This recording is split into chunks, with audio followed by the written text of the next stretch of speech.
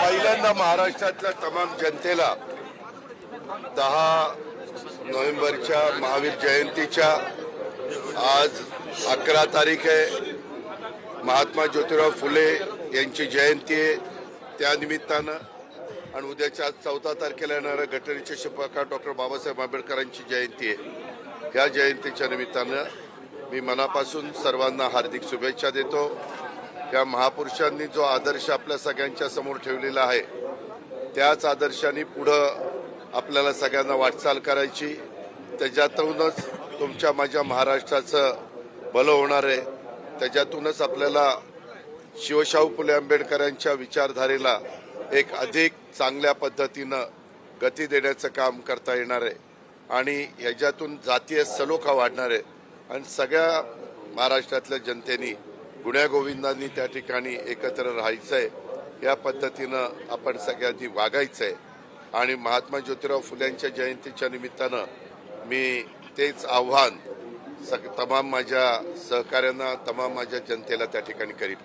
आज इथं आल्यानंतर खरं तर एका गोष्टीचं थोडंसं वेदना होतात किंवा मन अस्वस्थ होतं. त्याचं कारण असं आहे की माननीय छगन भुजबळ साहेब असतील, आम्ही सगळेजण असो, अनेक जणांचे त्याच्यामध्ये उल्लेख करता येईल की इथं एक चांगल्या पद्धतीनं जो महात्मा फुले वाडा आहे त्या फुलेवाड्याच्या संदर्भामध्ये अधिकची जागा आजूबाजूच्या लोकांची स्वखुशीनं घेऊन आपल्याला खूप चांगलं अशा पद्धतीनं इथं हे स्मारक बनवायचं आहे. त्याकरता जी जमीन ॲक्वायर करायची आहे त्या जमिनीच्या संदर्भामध्ये मागं देखील जवळपास 200 कोटी रुपयाची तरतूद त्या ठिकाणी करण्यात आली. मी आत्ताच आल्यानंतर आपले पुणे महानगरपालिकेचे आयुक्त राजेंद्र भोसलेंशी पण बोललो किंवा राजेंद्रजी आयुक्त तुम्ही थोडंसं गती देऊन काही सहकार्यांना पण याच्यामध्ये काही राजकारण आणण्याचं कारण नाही. काही वेगवेगळे राजकीय नेते आहेत त्या सगळ्यांना इकडच्या भागातल्या लोकांना समजून सांगण्याच्या करता आणि ज्यांचं प्रॉपर्टी आम्ही घेणार आहोत किंवा ज्यांना हे सगळं स्मारक मोठं करण्याच्या करता त्यांच्या वर्षानुवर्ष राहत असलेल्या जागा किंवा घरंही सोडावी लागणार आहेत त्यांचंही चांगल्या पद्धतीनं पुढं पुनर्वसन व्हावं किंवा त्यांनाही असं वाटता कामा नये किंवा एवढं चांगलं हे महात्मा फुले वाड्याच्या परिसरामध्ये किंवा महात्मा ज्योतिराव फुले आणि क्रांतीज्योती सावित्रीबाई फुले या उभयतांचं उत्तम दर्जाचं भावी पिढीला सतत एक प्रेरणा देणारं, भावी पिढीला त्यांचे विचार त्या ठिकाणी सतत समजून सांगणारं अशा पद्धतीचं हे स्मारक आपण करू पाहतोय आणि त्याच्यात पुणेकरांना पण आणि महाराष्ट्रातल्या तमाम जनतेला पण एक अभिमान वाटेल, एक आनंद वाटेल, एक समाधान वाटेल अशा पद्धतीचं काम आहे. होतं काय आमच्याकडनं ज्यावेळेस जयंती असते, ज्यावेळेस पुण्यतिथी असते त्यावेळेस आम्ही येतो, त्यावेळेस आम्ही दर्शन घेतो, तिथं नतमस्तक होतो आणि हे सगळं होत असताना त्यावेळेस ह्या गोष्टीचा उल्लेख होतो. परंतु माझं तर इतरांना पण आव्हान आहे की अनेक राजकीय पक्ष आपल्या पुणे शहरामध्ये काम करतात किंवा अनेक सामाजिक संस्था काम करतात. त्यांना पण आव्हान आहे की ज्यांच्या ऐकण्यामध्ये इथं राहणारी लोक आहेत त्यांना दोन गोष्टी समजून सांगण्याचं काम बहुतेकांनी त्याच्यामध्ये होकार दिलेला आहे आणि आपल्याला पण त्यांना योग्य पद्धतीचा मोबदला द्यायचा असंही काही नाही. आमचा प्रयत्न हा आहे की त्यांनी इथून गेल्यानंतर त्यांनाही तेवढंच चांगल्या ह्याच्यापेक्षा चांगल्या घरामध्ये त्यांच्या कुटुंबांना, त्यांच्या मुलाबाळांना राहता आलं पाहिजे, हाच आमचा प्रयत्न आहे. तर पुन्हा आजच्या दिवशी ह्या सगळ्या गोष्टीची आठवण ठेवून पुढच्या वेळेस तरी किमान ह्याच्यामध्ये पुढच्या वर्षीच्या जयंतीच्या निमित्तानं आपण सगळे एकत्र जमू, त्यावेळेस बराच फरक पडलेला असेल अशी अपेक्षा व्यक्त करतो. कारण निधी हा एक महत्त्वाचा असतो. निधीला राज्याचे मुख्यमंत्री असतील, उपमुख्यमंत्री असतील, आम्ही सगळे असू, कोणीच त्याच्यामध्ये उलट सगळ्यांचाच आग्रह आहे की हे लवकर झालं पाहिजे. जसं आपण दगडूशेठ हलवाईच्या समोर जिथं पहिली मुलींची शाळा क्रांतीज्योती सावित्रीबाई फुलेंनी सुरू केली त्याही गोष्टीची आठवण करण्याच्या करता आम्ही सगळ्यांनी अनेकदा बसलो. मी IAS ऑफिसरांना घेऊन बसलो, भुजबळ साहेब आणि इतर नेतेगणांना घेऊन बसलो, पुणेकरांना घेऊन बसलो, वेगवेगळ्या आर्किटेक्ट चांगले जे हेरिटेज काम करतात त्यांना पण आम्ही घेतलं आणि आता तो प्लॅन केलेला आहे. तुम्हालाही माहिती आहे की आता तिथं काम सुरू झालेलं आहे. तसं ते काम सुरू होऊन तेही लवकरात लवकर पूर्णत्वाला जावं. त्याच्यात तर कितीतरी कोर्ट कचेऱ्या झाल्या, फार सुप्रीम कोर्टापर्यंत जावं लागलं, परंतु शेवटी न्यायालयामध्ये न्याय देवता आपल्याला न्याय देते तशा पद्धतीनं तिथंही न्याय मिळाला. तसं इथं पण मी आज जयंतीच्या निमित्तानं आवाहन करेल की इथं पण तशाच प्रकारे आपल्या सगळ्यांचं जी इच्छा आहे, आपल्या सगळ्यांचं जे स्वप्न आहे की अतिशय उत्तम असं दोघा उभयतांचं महात्मा ज्योतिराव फुले आणि सावित्रीबाई फुलेंचं स्मारक त्या ठिकाणी व्हावं, ते करण्याच्या करता आपण सगळेजण मिळून प्रयत्नाची शिकस्त. दादा, पण लोक येत आहेत इथं जागा देण्यासाठी, पण अधिकाऱ्यांनाच किती मोबदला द्यायचा हे माहिती नाही. काल छगन भुजबळांनी म्हटलेलं आहे. नाही, ऐका लोक ना, त्यांना भेटायला आले. तुम्हालाही माहिती आहे आपण विमानतळाच्या जागा घेतो, आपण रेल्वे करता जागा घेतो, आपण एखादं शहर डेव्हलप करण्याच्या करता जागा घेतो आणि त्याच्यामध्ये साधारण नॉर्म्स ठरलेले आहेत.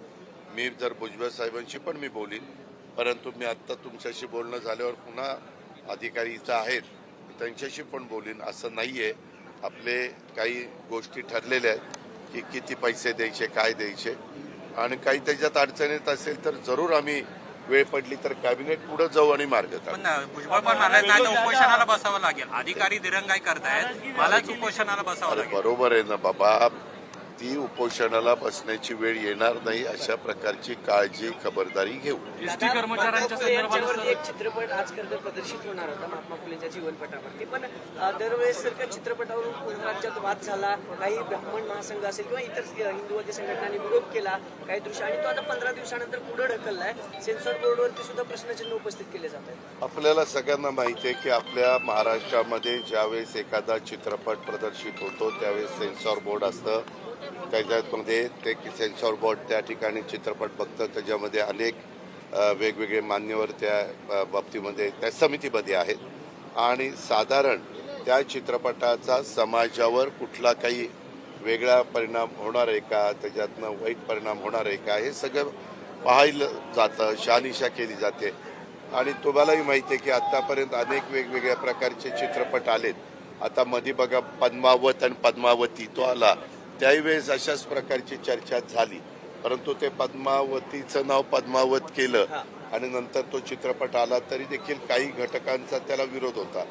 आता ठीक आहे, आपल्या संविधानाने, आपल्या घटनेने आपल्याला बाबासाहेबांनी सगळ्यांनाच आपलं आपलं मतस्वातंत्र्य दिलेलं आहे, विचार स्वातंत्र्य दिलेलं आहे, त्या पद्धतीनं लोक बोलतात. परंतु साधारण आम्ही सरकार म्हणून ही काळजी घ्यायची असते की त्याच्यातून समाजामध्ये कुठं तेढ निर्माण होणार नाही, समाजामध्ये एकोपा राहील, ही खबरदारी मात्र.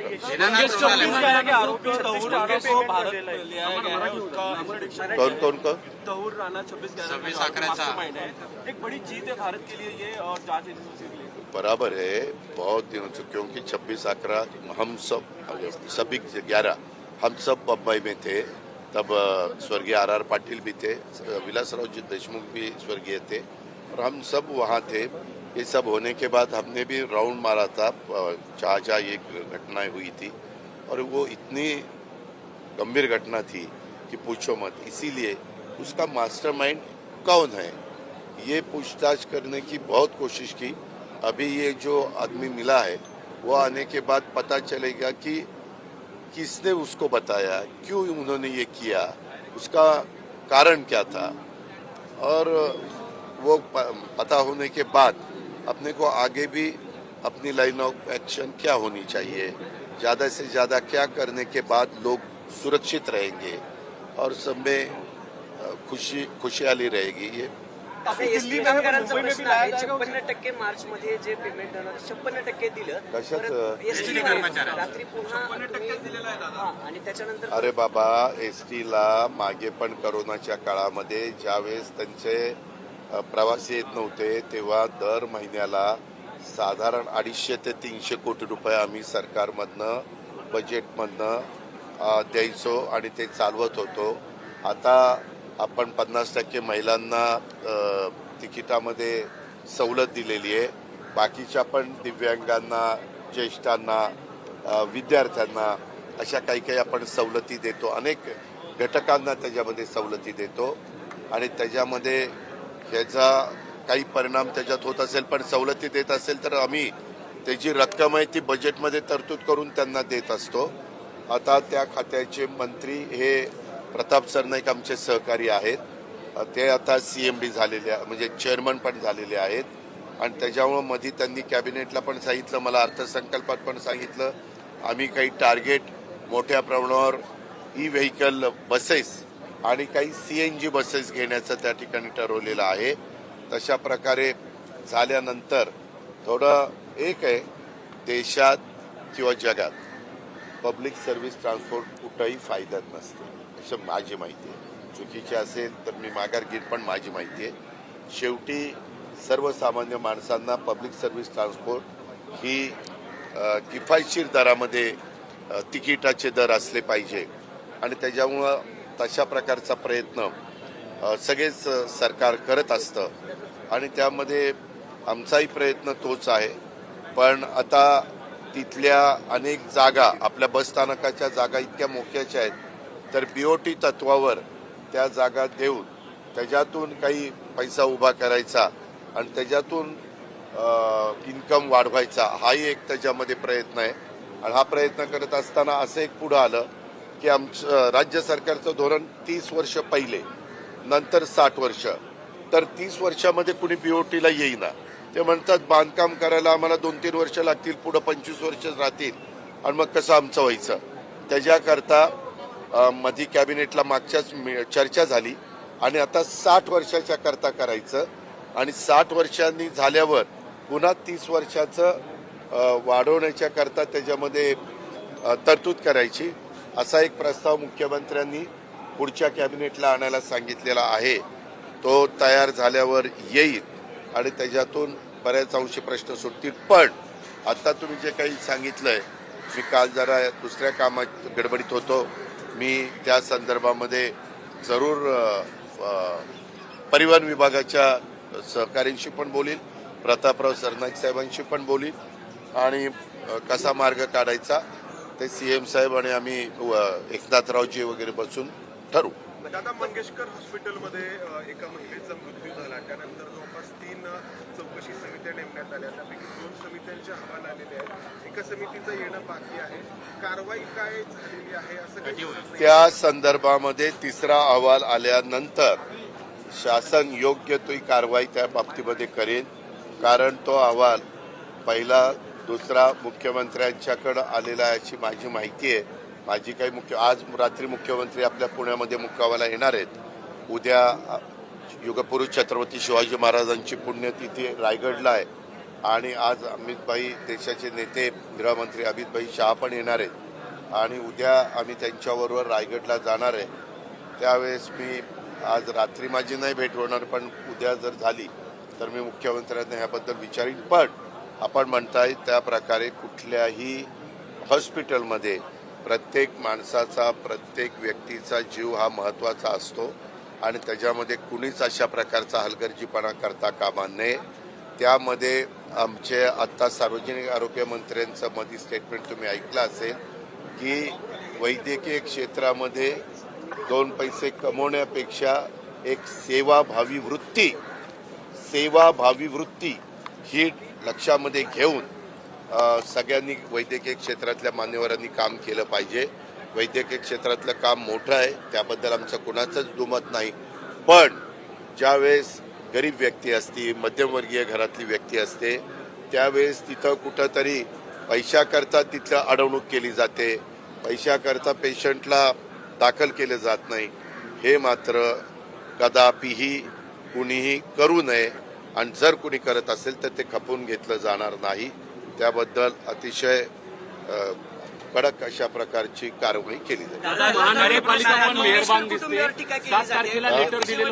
मंगेशकर कुटुंबियावर टीका केली जाते या सगळ्या प्रकरणानंतर. वडेट्टीवार काल म्हणले की मंगेशकर घराणे हे लुटारूंची टोळी आहे आणि कितपत योग्य असेल. मंगेशकर कुटुंबियांचं योगदान जगाला माहिती आहे, भारताला नाही जगाला माहिती आहे. स्वर्गीय लता मंगेशकर असतील, आशा भोसले असतील, उषा मंगेशकर असतील, मीना मंगेशकर असतील, हृदयनाथ मंगेशकर असतील, त्या सगळ्या पाची भावंडांचं जे योगदान आहे त्याला तोड नाही. आणि त्याच्यामुळं कुणी काय बोलावं ते मी सांगू शकत नाही, परंतु बहुतेक महाराष्ट्रीयन जनतेला त्यांच्या परिवाराबद्दल एक आपलेपणा आहे, रिस्पेक्ट आहे. आणि त्याच्यामुळं असं बोलू नये असं वाटतं. गरीब मुलांसाठी जो 30 कोटींचा निधी दिलेला होता, 30 कोटींचा निधी दिलेला होता, तो त्यांनी हा वापरला तो नाही अशी ते सुद्धा ऐक माहिती ऐक ऐक ती पण माहिती ऐक जरा. तुझ्याच चॅनलला आम्ही बघितली ते माहिती, अनेक चॅनलला आपण बघितली आणि ते पण आम्ही तपासून घेणार आहोत. तर तिसरा अहवाल येऊ द्या की बाबा एवढे जर पैसे असले तर ते पैसे काय हळदी कुंकू पुजायला ठेवलेत, ते जनतेच्या करता आहेत ना. आता त्याच्यामध्ये असंही ठरलेलं आहे, म्हणजे चर्चा झालेली आहे की हे जे काही हॉस्पिटल आहेत त्याच्यामध्ये जे आपल्या चॅरिटेबल ज्या हॉस्पिटल आहेत तसा उल्लेख करायचा की जेणेकरून जनतेला, नागरिकांना पण कळलं पाहिजे. कारण आपण 1 रुपयात नामात्र दराने जागा देतो.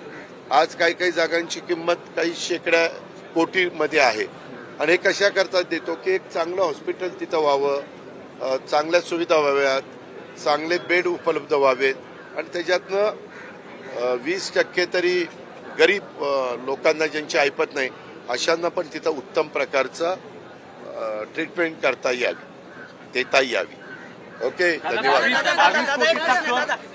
महानगरपालिका का मेहरबान आहे? 7 तारखेला अमित शहाचा दौरा आहे, अजूनही तिकडच्या पालकमंत्रीचा तिढा सुटलेला नाहीये. तर काळजी करू नका. जरी नाशिक रायगडचा तिढा सुटलेला नसला तरी काम चाललेलं. आम्ही मला म्हणजे मुख्यमंत्र्यांनी स्वतः लक्ष घालून तिथला जिल्हा नियोजनचं काय जो काही त्यांचं बजेट असतं ते आम्ही दिलेलं आहे, निधी दिलेला आहे. दोन्हीकडे निधी वाढवलेला आहे. 22,000 कोटी रुपयाची सगळीकडे तरतूद केलेली आहे. सुटे थोडासा धीर धरा, धीरे धीरे. सुनील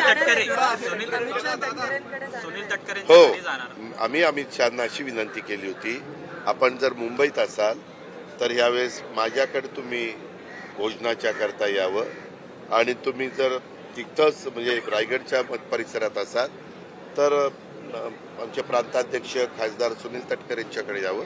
तर त्यांनी तिथंच ते असल्यामुळं, कारण मला मुंबईतनं आले असते तर मग मी त्यांना विनंती केलेली होती, परंतु ते पुण्यावरून जाणार असल्यामुळं आता सुनील तटकरे यांच्याकडं तटकरे साहेबांनी अमित भाईंना निमंत्रण केलेलं आहे, CMला, दोन्ही DCMला, नंतर त्या भागातले मंत्री यांना त्यांनी आमचे गोगावले साहेबांना, त्याच्यानंतर उदय सामंत साहेबांना, असं सगळ्यांना निमंत्रित केलेलं आहे आणि भोजनाचा कार्यक्रम. कोराळे गावामध्ये एका 10वी शिकणाऱ्या मुलीने आत्महत्या केली. मुलांच्या त्रासाला कंटाळून गुन्हा देखील दाखल आहे. मी त्याबद्दल माहिती घेतो आणि नक्की काय त्याच्या पाठीमागची पार्श्वभूमी आहे, काय वस्तुस्थिती आहे, त्याच्या खोलात जाऊन मुलांनी मुलींनी पण लगेच इतका छोट्या छोट्या गोष्टीच्या करता मनाला लावून घेऊ नये आणि आत्महत्येपर्यंतचं पाऊल उचलू नये. कारण शेवटी ज्या आईवडिलांनी त्या मुलाबाळांना वाढवलेलं असतं, शिक्षण दिलेलं असतं, संस्कार केलेले असतात, त्या आईवडिलांना काय वेदना होत असतात हे ज्या त्या आईवडिलांनाच माहिती. आणि त्याच्यामुळं काही जर असतं तर मी तर बारामतीला अनेकदा सांगतो, महाराष्ट्राला सांगेन, असं कोणी करत असेल तर ताबडतोब तुम्ही आमच्याशी संपर्क साधावा. आम्ही इतके टेलिफोन नंबर दिलेले आहेत, महिलांच्या करता दिलेले आहेत, मुलींच्या करता दिलेले आहेत, पोलिसांच्या करता वेगळे, जनरल पब्लिकच्या करता दिलेले आहेत, ॲम्ब्युलन्सच्या करता दिलेले आहेत. या सगळ्या सुविधा का देतो? का तर कायदा सुव्यवस्था चांगली राहावी, प्रत्येकाला इथं सुरक्षित वाटलं पाहिजे, अशा पद्धतीनं आमची पोलीस यंत्रणा काम करत असते. आणि ते काम करताना त्यांना जे काही इन्फ्रास्ट्रक्चर तयार करून द्यायचं असतं ते करण्याचं काम सरकार करत असतं. सगळं कुटुंब पवार कुटुंब एकत्र दिसलं, सगळं आनंदाचं वातावरण होतं. महाराष्ट्राला प्रश्न पडला की पार्थदादांचं किती, कारण वयानं ते मोठे आहेत. काय आहे, आता जयनी त्याचं ठरवलं, पार्थनी ठरवलं की पार्थचं करू. दादा बनेश्वर रस्त्याचं काम कधी चालू होईल? बनेश्वर रस्त्याचं काम तातडीनं चालू होईल. सूचना दिलेल्या आहेत. सीओशी बोललोय, म्हसे म्हणून PMRDAचे प्रमुख आहेत त्यांच्याशी बोललोय, डुडी कलेक्टरशी बोललोय. त्यांना म्हणलं 600 मीटरचा रस्ता आहे, आता परत कुणालाही तिथं उपोषण करण्याची पाळी येता कामा नये. माझ्या बहिणीला पण येता कामा नये आणि इतर कुठल्या नागरिकांना पण येता कामा नये. आता तो रस्ता झालाच पाहिजे.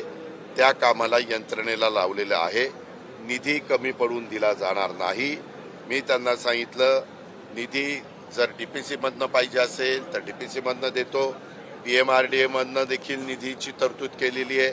जिल्हा परिषदेमधनं पाहिजे असेल तर तिथनंही देण्याच्या सूचना COला दिलेल्या आहेत. आणि काल शेवटी मी असं ठरवलेलं आहे की PMRDA आता ते काम तातडीनं सुरू करेल आणि भक्त ज्यांना बनेश्वरचं दर्शन घ्यायचं असेल त्या भाविकांना, तिथल्या रहिवाशांना आता त्रास होणार नाही अशाबद्दलची काळजी सरकार म्हणून आम्ही घेतो. विचारू का आता? एक मी विचारू का? मी विचारू का आता?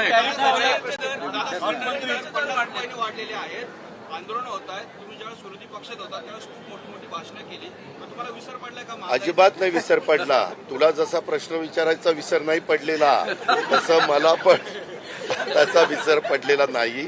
पण आपल्याला सगळ्यांना माहिती आहे पत्रकार मित्रांनो, जागतिक स्तरावर ज्या वेळेस इंधनाच्या किमती वर खाली होतात, आता पेट्रोल डिझेलच्याही किमती, दी ग्रेट अमेरिकेचे राष्ट्राध्यक्ष ट्रम्प आल्यापासून त्यांनी अशा प्रकारची काही परिस्थिती निर्माण केली टॅक्स लावल्यामुळं की सगळी जरा शेअर मार्केट जगातलं अनेक देशातलं गडगडलेलं आहे. त्याच्याबद्दल परवाच मी कुठेतरी भाषणामध्ये पिंपरी चिंचवडला उल्लेख केला आणि ह्या संदर्भात चांगलं माहिती आहे. आम्हालाही जनतेने त्यांना सुखाचं समाधानाचं जीवन जगता यावं म्हणून निवडून दिलेलं आहे. तुझ्यासारख्यावर असे प्रश्न विचारायची पाळी येऊ नये म्हणून आम्हाला निवडून दिलेलं आहे. पण 50 रुपये वाढले तरी पंतप्रधानांनी ऑइल कंपन्यांना पेट्रोल डिझेलचे दर वाढवू नका, तो तोटा तुम्ही सहन करा अशा सूचना दिलेल्या आहेत. आज आता स्वतः उद्याच्याला आम्ही अमित भाईंच्या बरोबर पण आहोत. त्यावेळेस साधारण काय केंद्र सरकार ह्याबद्दलची भूमिका घेणार याबद्दल आम्ही चर्चा करू. आणि एकंदरीत वातावरण जगातलंच या कराच्यामुळं गडबड झालेली आहे आणि त्याच्यामुळं किमती कमी अधिक प्रमाणात वर खाली होत आहेत. पण ह्या लवकर पूर्वपदावर याव्यात अशी प्रकारची अपेक्षा आपण व्यक्त करू. दादा मंगेशकरच्या संदर्भानं अजूनही कर नाही भरला. माध्यमांशी संवाद साधत होते. पालकमंत्री पदाचा तेढा सुटेल, थोडा धीर धरा असं विधान देखील अजित पवारांनी केलेलं आहे. तर यासोबतच मंगेशकर रुग्णालय प्रकरणी तिसरा अहवाल येणं बाकी असल्याचं देखील अजित पवार यांनी म्हटलेलं आहे. प्रत्येकाचा जीव महत्त्वाचा आहे, हलगर्जीपणा करू नका असं देखील अजित पवार यांनी म्हटलेलं आहे. महात्मा फुले यांच्या जयंतीच्या निमित्तानं फुले वाड्यामध्ये ते आलेले होते. त्यांनी अभिवादन केलं आणि त्यानंतर ते माध्यमांशी संवाद साधत होते. लोकशाही मराठी ऐका, पहा, जागरूक रहा.